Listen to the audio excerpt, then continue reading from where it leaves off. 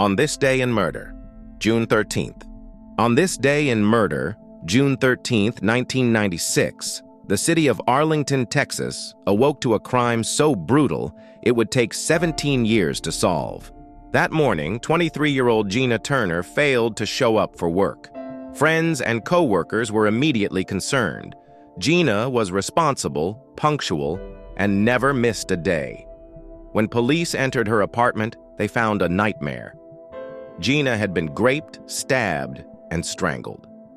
Her body lay in the bedroom, and the scene suggested a struggle. Bloody handprints on the walls, overturned furniture, and defensive wounds on her hands. But despite the violence, there were no signs of forced entry.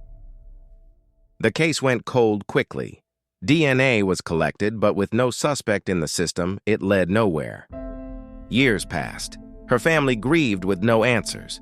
Gena's name faded from headlines, but the case remained open, waiting for technology to catch up. Then, in 2013, a match hit the National DNA Database. The profile belonged to Glenn McCurley, a seemingly average man who had been questioned back in 1985, but dismissed for lack of evidence. At the time, he said he had no idea who Gena was.